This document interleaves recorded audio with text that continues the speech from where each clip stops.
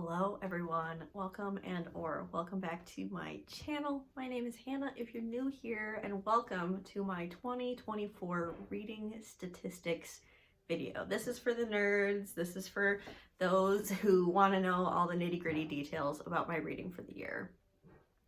On the screen now, I'm going to be showing a couple of screenshots of my Storygraph year in review. Storygraph is a tracking app. Is kind of a competitor to Goodreads, and every year both Goodreads and Storygraph put together a 2024 year in review. So I just wanted to show on the screen all of the books that I read and a couple of things that Storygraph puts together for me, but I'll be talking about more graphs and stats that I do myself. I just wanted to show these are all the books that I read in a nice visual format.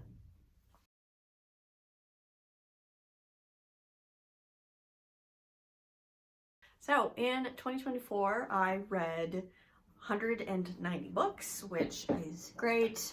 One of my goals, I had kind of tentative goals for 2024, and one of them was actually to read slightly less, which I achieved. The last couple of years I've gotten over 200, and I found I wasn't pursuing other hobbies as diligently, and so I wanted to kind of find a better balance. And I maybe achieved it. I definitely read less. I played a lot of Baldur's Gate. I did some gardening. I did do some of my other hobbies as well, so 190 is a great number. My average star rating was a 3.8, which is pretty good. The reason my star rating is so high is because I do reread quite a bit throughout the year, and most of my rereads are 5 stars, so that skews the numbers quite a bit in the positive direction. I also DNF books. I also put books down when I'm not loving them. So if I were to finish those books, they'd be like 1 or 2 stars. But instead I remove them from my reading stats because I didn't finish them, and so that also kind of skews the numbers a little bit more positively. If we were to count my DNFs and we didn't count my rereads, I bet my average star rating would be maybe closer to like 3.3, 3.5, but 3.8 is great. And actually, in the stat comparison I will do at the end of this video, which is comparing all of my previous years on YouTube reading stats against each other, I'll talk about this number again. I track things like trans representation, disability representation, polyamorous representation, and queerness in my books, whether it's the author or main character or side character. So I'll just run through those really quick.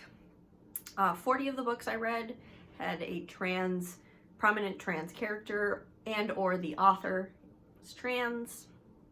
93 of the books I read, almost half of the books I read had, over half of the books I read this year had some form of disability representation. 11 books had polyamorous representation, which isn't great, but I'm glad I'm still finding some.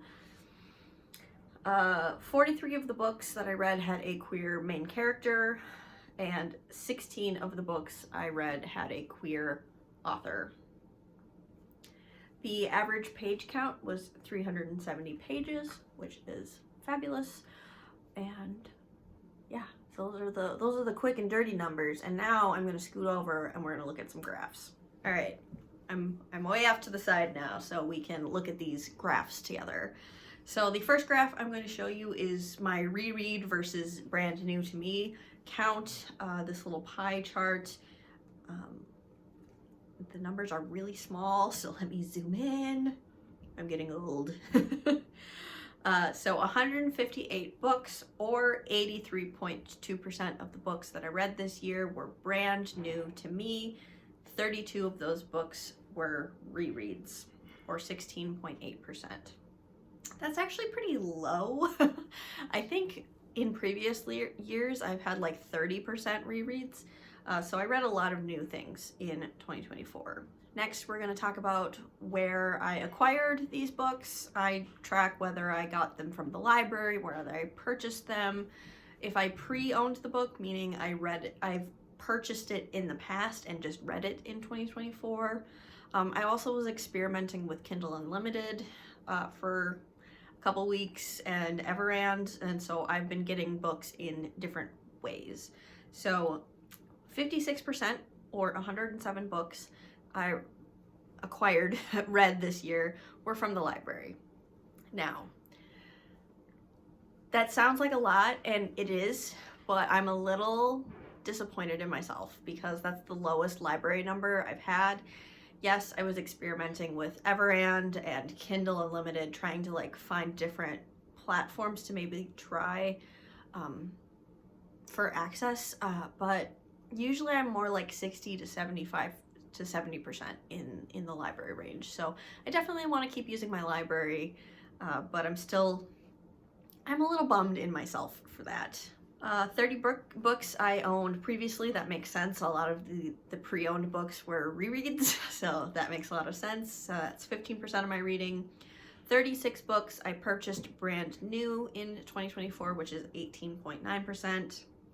There are a couple books where I got the audiobook from the library and purchased the physical book, and I read them in tandem. I didn't do that too many times, only 4 books. I did the dual immersive reading where I read the physical book and listen to the audiobook at the same time. That's only 4 books. 6 books I read on Kindle Unlimited. I got 3 from Everand, and then a couple of those bars are a little too small. I think one of those little pie slices was a gifted book. So primarily I use the library the most, and I already own a lot of the books that I read, but there you have it. Now let's get into the format. I'm primarily an audiobook listener. I've mentioned this in previous videos where my disability is getting to the point where it's becoming almost impossible for me to read physically because of the wrist pain involved. It's so hard for me. So either I need to start reading more ebooks because it's a lighter weight. But basically I just read fewer and fewer physical books every year, sadly. But I love audiobooks, so I'm not really that upset about it. It's just I kind of have to shift gears a little bit. So 135 books, or 71% of the books I read this year, were on audio. 25 books were ebooks, so 13.2%. I read physically 11 manga, 5.8%.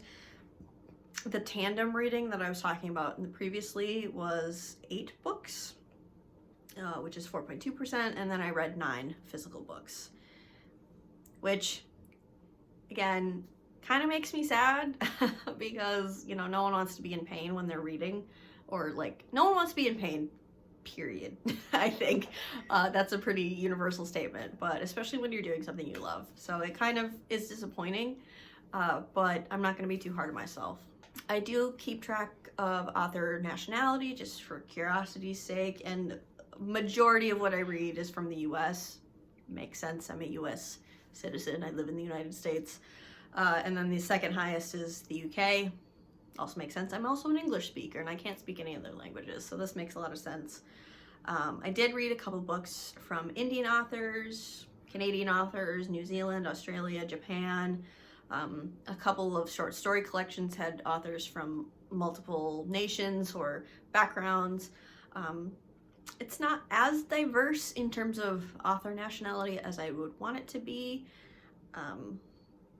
but hey ho, it is what it is. Oh, I think I'm missing a stat. Hold on, I'm missing a stat. All right, we're back. The stat that I wanted to talk about, I actually hadn't created a graph for yet as of filming, but editing Hannah will slot that in right here. More important than nationality to me is whether I'm reading enough like books by authors of color. And so about, I don't know if it's 59 or 60, by my rough calculation, 60 of the books I read this year out of 190 were by authors of color, which oh my gosh, you're making me do math on the spot, is like a little less than 30%, I believe. Editing Hannah will put in the graphs and the numbers for me, but that's about what I've been doing in previous years in terms of BIPOC authors. I could definitely be doing better. I've always kind of wanted to do 50-50, 50% books by white authors, 50% by BIPOC authors, but 30-ish% is on par with previous reading years. Now we get to talk about genre. My favorite genre truly is fantasy. I love fantasy, so it's my highest genre every year. Most, if not all, of my rereads are primarily fantasy. I just adore fantasy so much. And my second highest genre is romance. 44% of my reads were fantasy, which is 85 books. 68 books, or 35%, were romance. And I actually want to talk about this a little bit. I do like romance, but I've been finding a lot of romance duds lately, books that I haven't been enjoying in the romance genre, so I actually kind of want to read less romance or be more intentional with the romance books I'm picking up. I'm just kind of picking up whatever and then not liking what I'm reading. So I need to like read the synopsis, do a little bit more research about the romance books I'm picking up so I can find hopefully more favorites. And the other stats that are a part of this is my sci-fi and horror numbers. So 11 books, I read 11 sci-fi books and 10 horror books in 2024, and I want to read more of those, especially compared to the fantasy and romance graph pieces. That's so little in comparison, and I like sci-fi a lot. When I pick up a sci-fi, I typically really enjoy it, and I really want to like delve into more subgenres of sci-fi. I don't know a ton about the sci-fi genre and subgenre areas, so in 2025, I really think I want to focus on reading more sci-fi and horror and less romance. Fantasy is still my primary genre, but I just want to like retool my reading just a smidge. I read a couple of nonfiction, a couple of literary fiction, a couple of classics, but not enough to make a dent in this graph, really. I will flash this up really quickly because the graph is so overwhelming, but I also keep track of subgenres. To the best of my ability, I try to give each book I read a main genre and a subgenre.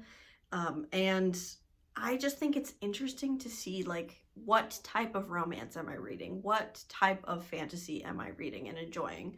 I primarily read contemporary romance. I read a lot of fantasy romance, which is kind of crazy to me. Sports romance. I read a lot of those. Historical romance is up there. Epic fantasy is one of my favorite genres. That number makes sense.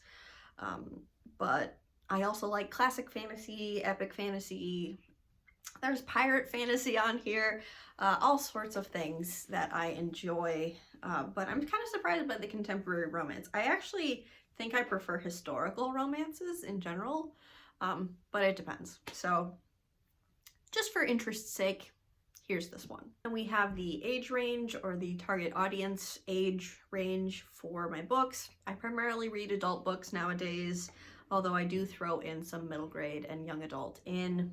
Every year I read less and less young adult, which is, you know, sad for me, but I just don't connect to it like I used to.